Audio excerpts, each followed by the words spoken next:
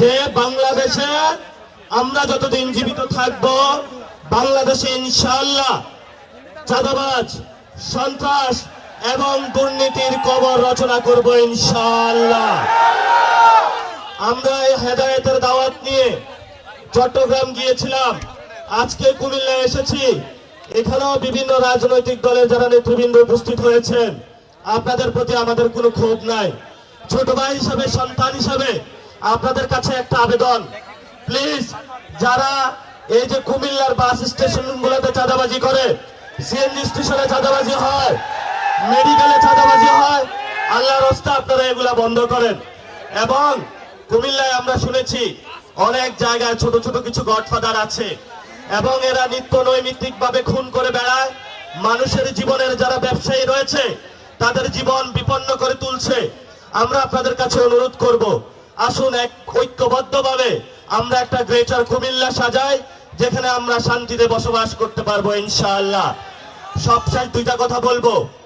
আমাদের ইনকিলাবের পথিক শহীদ ওসমান হাদি ভাইয়ের হত্যা হয়েছে, বাংলাদেশে আমরা শুনেছি বিচার হবে, কিন্তু বিএনপি সরকার গঠন করেছে।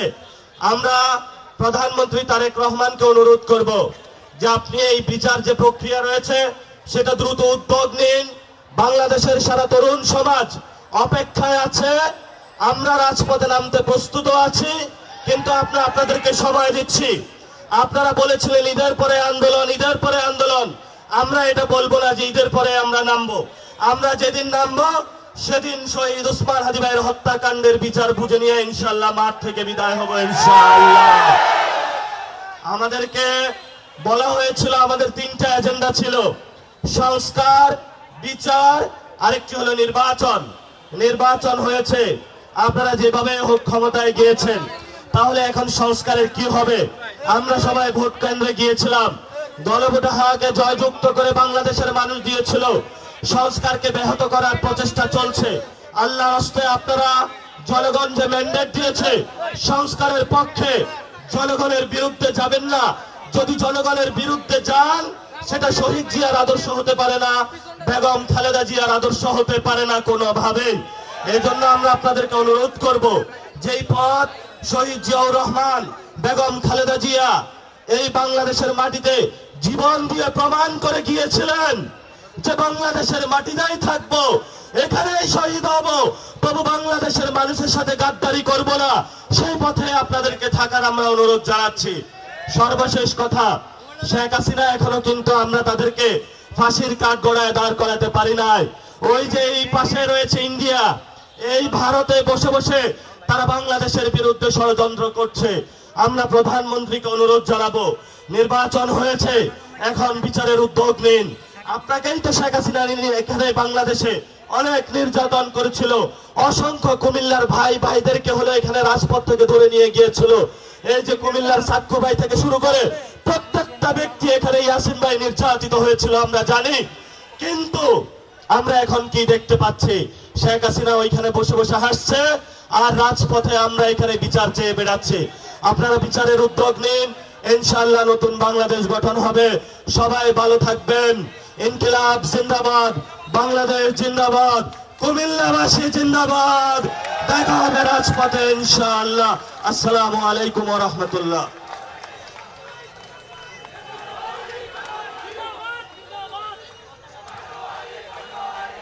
ধন্যবাদ নাসিরউদ্দিন পাটোয়ারি ভাইকে।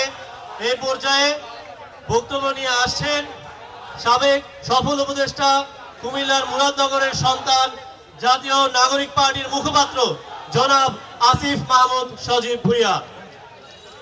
জনাব আসিফ মাহমুদ সজীব ভুঁইয়া। আমি যারা স্বেচ্ছাসেবক আছেন তাদের নিজ নিজ দায়িত্ব পালনের অনুরোধ করছি এবং পুলিশ ভাইদেরকে একটু দায়িত্ব পালনের অনুরোধ করছি।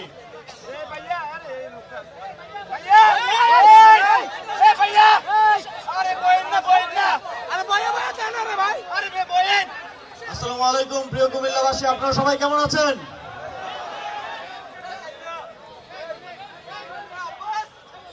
বাংলাদেশের অনেক জায়গায় আমি যাই, আমাদের যেহেতু দলের কেন্দ্রীয় পর্যায়ে রাজনীতি করে ঢাকায় থাকতে হয়, কিন্তু যখন আপনাদের কাছে আসি এই সময়ের মতো প্রশান্তি আর কোথাও পাই না। আমরা সর্বশেষ এসেছিলাম নির্বাচনের আগে নির্বাচনী পদযাত্রায়। এবার নির্বাচনে বাংলাদেশের মানুষ 11 দলীয় জোটকে এবং গণভোটে হ্যাঁ ভোটকে সবাই মিলে ভোট দিয়েছে। যদিও সরকার গঠন করেছে বিএনপি, কিন্তু 40% ভোট 11 দলীয় জোট পেয়েছে এবং আপনাদের প্রচেষ্টায় গণভোটে 70% ভোট পেয়ে হ্যাঁ ভোট বিপুল ভোটে জয়যুক্ত হয়েছে।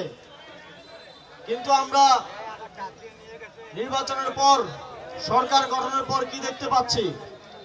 আমরা দেখতে পাচ্ছি সংস্কার নিয়ে এক ধরনের চোর পুলিশ খেলা চলছে।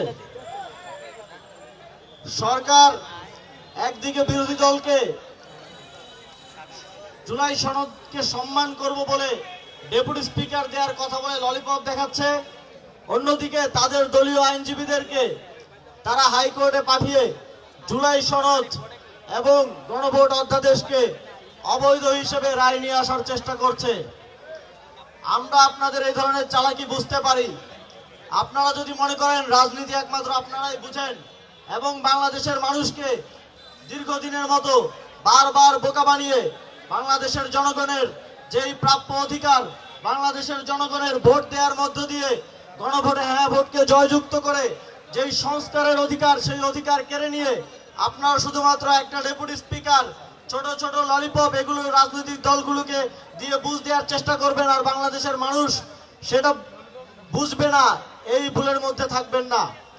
আমরা বাংলাদেশের জনগণ যারা গণভোটে হ্যাঁ ভোটকে বিজয়ী করেছে, তারা জুলাই সনদ বাস্তবায়নের জন্য প্রয়োজনে রাজপথে নামতে প্রস্তুত আছে।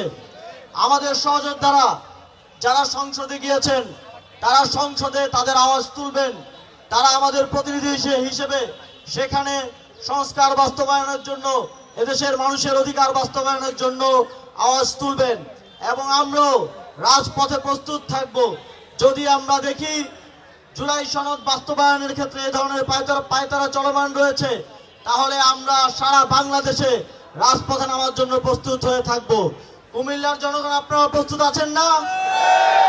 আমাদের ভাইরা জীবন দিয়ে কুমিল্লায় প্রায় 40 জনের মতো আমাদের ভাই শহীদ হয়ে যেই জুলাই গণঅভ্যুত্থান এনে দিয়েছে, যেই নতুন স্বাধীনতা এনে দিয়েছে, যেই জুলাই সনদ এনে দিয়েছে, সেই সনদ বাস্তবায়নের জন্য, রক্ষার জন্য আবার রাজপথে নামতে হলে আপনারা নামার জন্য প্রস্তুত আছেন না? আমরা সব সময় প্রস্তুত আছি। জুলাই গণঅভ্যুত্থানে এই কুমিল্লার বাড়িতে সর্বপ্রথম হামলা করা হয়েছিল। হামলা করার পর এই কুমিল্লার ভাইয়েরা সর্বপ্রথম 11ই জুলাই তারা রুখে দাঁড়িয়েছিল এবং আপনারাই সর্বপ্রথম সেদিন সারা রাত এইখানে মহাসড়ক অবরোধ করে রেখেছিলেন এবং আপনাদের এই সাহস সারা দেশে ছড়িয়ে পড়েছিল এবং জুলাই গণঅভ্যুত্থানের রূপ নিয়েছিল। বাংলাদেশ সেই সময়টা ভুলে যায় নাই।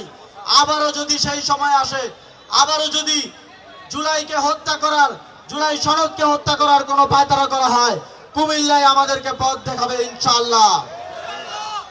সুতরাং আমরা সরকার দলকে আহ্বান জানাবো, আপনারা আমাদের শহীদদের প্রতি সম্মান জানিয়ে, আপনারা জুলাই গণঅভ্যুত্থানের যেই শহীদদের পরিবার সর্বোচ্চ আত্মত্যাগ করেছে তাদের প্রতি সম্মান জানিয়ে, আমাদের আহত ভাইদের প্রতি সম্মান জানিয়ে সংবিধান সংস্কার পরিষদের শপথ নিন, জুলাই সনদ বাস্তবায়নের দিকে আগান। আমরা আপনাদেরকে সর্বাত্মক সহযোগিতা করব। কিন্তু আপনারা যদি সেটা না করেন, বাংলাদেশের জনগণের সাথে প্রতারণা করেন, তাহলে আপনাদেরকে আজকে স্পষ্টভাবে বলে দিতে চাই, আপনারাও শান্তিতে সরকার পরিচালনা করতে পারবেন না। যদি আপনারা শান্তিতে সরকার পরিচালনা করতে চান, বাংলাদেশের মানুষকে সাথে নিয়ে, বাংলাদেশের মানুষের যেই সংস্কারের প্রতি ম্যান্ডেট, সেই ম্যান্ডেটকে মেনে নিয়ে, প্রতারণার আশ্রয় না নিয়ে সামনের দিকে সবাইকে সাথে নিয়ে এগিয়ে নিয়ে যেতে হবে এবং সেক্ষেত্রে আমরা সবাই মিলে তাদেরকে সহযোগিতা করব। যদি তা না হয়, তাহলে আমাদেরকে ভিন্ন পথ, রাজপথ বেছে নিতে হতে পারে। আপনাদের সকলকে ধন্যবাদ জানিয়ে এবং আগামীর দিনে জাতীয় নাগরিক পার্টির সাথে থাকার জন্য আহ্বান জানিয়ে, আগামীর যেই লড়াই, সেই লড়াইয়ে আমাদের কাঁধে কাঁধ মিলিয়ে আপনারা আমাদের সাথে লড়াই করবেন, সেই প্রত্যাশা ব্যক্ত করে আমার বক্তব্য শেষ করছি। ইনকিলাব জিন্দাবাদ, জাতীয় নাগরিক পার্টি এনসিপি জিন্দাবাদ। আসসালামু আলাইকুম।